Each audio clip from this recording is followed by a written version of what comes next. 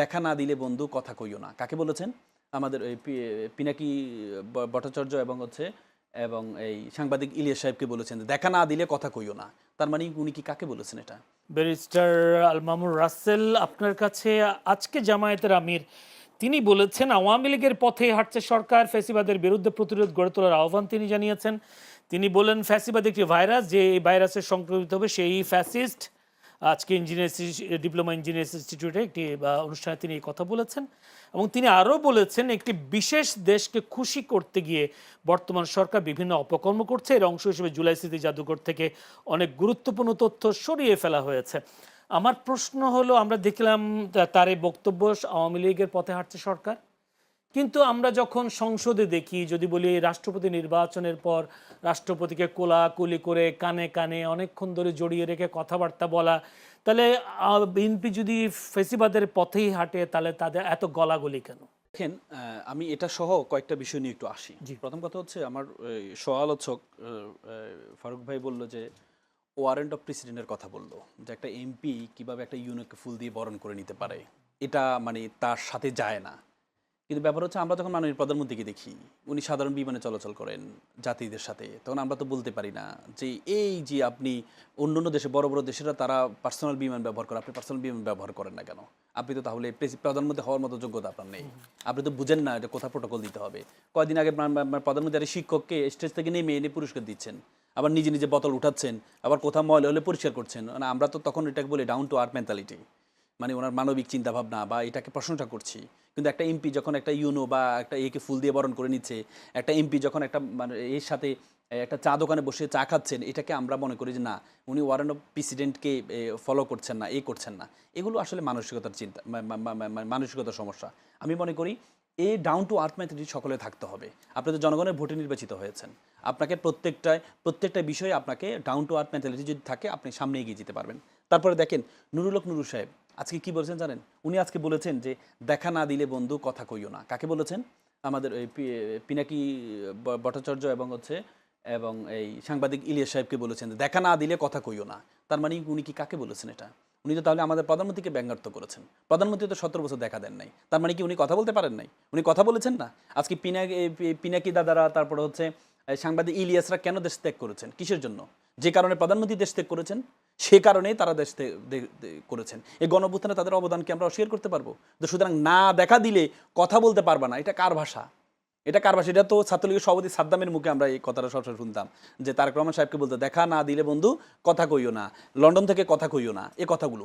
তাহলে এই যে চিন্তা ভাবনাগুলো আপনি বারবার, আমি মনে করি দেখেন, বারবার নুরুল হক নুরু সাহেবের যে চিন্তা ভাবনা, যে মেন্টালিটি, এখন যে আক্রোশ, বলেছে যে আয়তদিন গুপ্ত ছিল, গুপ্ত রেখে দিব, এই যে আক্রমণাত্মক বিষয়গুলো, আমি মনে করি দেখেন, আমরা বলে না যে হাতি ঘোড়া গেল চল, সামসিকা বলে কত চল, এগুলো বলে আলটিমেটলি এরশাদ হওয়ার চেষ্টা করবেন না। আপনি যদি এই চিন্তা ভাবনা করেন, আওয়ামী লীগ তো অনেক চেষ্টা করেছেন, সর্বশেষ নিষিদ্ধ করেছে। তো সুতরাং আপনি জামাতকে নিষিদ্ধ করে জামাতকে উৎখাত করে দিবেন, একটা বিরোধী দল বর্তমানে, আপনি উৎখাত করে দিবেন, আপনি জনমত তৈরি করে আপনি নিষিদ্ধ করবেন। জনমত তো 11 দলের জনমত তৈরি করে তো 3 আগস্টে জামাতকে নিষিদ্ধ করা হয়েছে। 2 দিনের মাথায় তো কে নিষিদ্ধ হয়ে গেছে। এখন কথা, যারা নিষিদ্ধ করতে যায় তাদেরকে ইতিহাস থেকে শিক্ষা নিতে হবে, যে নিষিদ্ধ করতে যায় নিজেরা আবার পার্মানেন্টলি নিষিদ্ধ হয়ে যায় কিনা, এটা একটা বিষয়। তারপরে দেখেন, ডাক্তার শফিকুর রহমান সাহেব উনি বারবার বলছেন যে আমাদের বর্তমান সরকার, আমরা বারবার ফ্যাসিজমকে ভয় পাই, কারণ 17-18 বছর আমরা এটা দেখেছি। কিন্তু ফ্যাসিজমের আলামত যখন, সিমটম যখন আমরা বিভিন্ন সরকারের দেখতে পাই, আমরা কি দেখতে না পাই? আমরা দেখেছি কথা বললে, কেউ একজন কথা বলেছেন, পরবর্তীতে আন্দোলন করে তার চোখ উপড়ে ফেলা হয়েছে। এটা কিসের ভাষা? আমরা দেখেছি সিলেটে আপনি বালুর টাক বসিয়ে দেওয়া হয়েছে, তো শেখ হাসিনা তো বালুর টাক বসিয়ে দিতেন, এটা কিসের ভাষা? আপনি দেখেছেন শেখ হাসিনার আমলে এই বেগম জিয়ার গাড়ি বহরে হামলা হতো, এমপিদের গাড়ি বহরে হামলা হতো, এখনও তো এমপিদের গাড়ি বহরে হামলা হচ্ছে। তো কিসের ভাষা? এটা তো ফ্যাসিজমের ভাষা। আপনি দেখেছেন, আপনি বারবার বলেছেন যে সরকারি এবং রাষ্ট্রীয় প্রতিষ্ঠানে কখনো দলীয়করণ করবেন না, বারবার বলেছেন। আমাদের মির্জা ফখরুল ইসলাম আলমগীর সাহেব, আমি আপনাকে কোর্টের আনকোট করে বলছি, মির্জা ফখরুল ইসলাম আলমগীর সাহেব বলেছেন, টাইমস বলছি, 27 ফেব্রুয়ারি 2018 তিনি বলেছেন দেশের সব সাংবিধানিক প্রতিষ্ঠানে দলীয়করণ করা হয়েছে।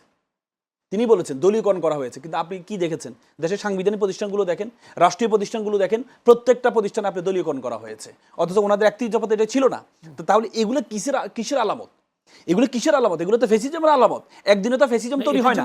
এখন বিরোধী দলের যে গণঅভ্যুত্থানের পরে যে একটা ম্যাসাকার অবস্থা, তার মানে কি? বোঝানোর জন্য দলীয় লোকদেরকে তার মানে কি আপনি একটা সুয়েটার ব্যবসায়ী, ঋণ খেলাবি, তাকে বাংলাদেশ ব্যাংকের গভর্নর বানায় দিবেন? এই যোগ্য ব্যক্তি আর বাংলাদেশ অর্থনীতিবিদ বাংলাদেশে নিয়ে বিএনপি করে?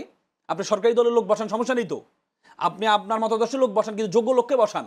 আপনি যে 12টা সরকারি প্রতিষ্ঠানে যে আপনি এই করলেন, বিভিন্ন বিএনপির উপবিষয়ক সম্পাদক, আপনি বিভিন্ন এই পানি বিষয়ক সম্পাদককে আপনি বানাইলেন হচ্ছে এই এই সংস্থার প্রধান হিসেবে। তো আপনি তো এগুলো করতে পারেন না। আপনি যখন এগুলো অযোগ্য ব্যক্তি থেকে করবেন, দলীয়করণ করবেন, তো এগুলোতে প্রশ্ন আসবে। এভাবে দলীয়করণ করতে করতে করতে ফ্যাসিজম তৈরি হয়েছে। তো সুতরাং এগুলো তো বলতে হবে। যদি না বলা হয় তাহলে তো আলটিমেটলি আগের মতো শেখ হাসিনার মতো হয়ে যেতে হবে। মানে একই কথা, মানে মুখে এক কথা কাজে আরেক কথা, এরকম একটা কথা বলা হচ্ছে জামায়াত আমিরকে। যেমন বলা হচ্ছে ফ্যাসিবাদ, বা তাদের সাথে গলাগলি কোলাকুলি, এই বিষয়গুলো। না, গলাগলি আপনি যখন একই সংসদে করবেন, আপনি যখন একই সংসদে থাকবেন, একই সংসদে মুখোমুখি তো বসবেন, আপনি তাদের সাথে কথা বলবেন। তার মানে কি আমি তার রাজনৈতিক তার যে ভুলগুলো আছে, তাকে ত্রুটিগুলো ধরেই দিব, তার মানে তার সাথে আমি কথা বলবো না? এটা তো হচ্ছে আগের মতো বিরোধী দল হয়ে গেল। আগের মতো বিরোধী দল তো এমন ছিল যে কেউ কাউকে দেখবেই না। এটা তো বাংলাদেশে আমরা আশা করি না। নতুন বাংলাদেশে এই গণঅভ্যুত্থানের পর বাংলাদেশে আমরা এটা আশা করি না। আমরা মনে করি গঠনমূলক সমালোচনা হবে। আপনি প্রথমে ইন্ডিয়া, প্রত্যেকটা সরকারের প্রধান ইন্ডিয়া সফর করতো, আপনি গেছেন চায়না সফরে। এই জন্য বিরোধী দল এটা ধন্যবাদ জ্ঞাপন করেছেন সংসদে। এটা তো সৌন্দর্যতা।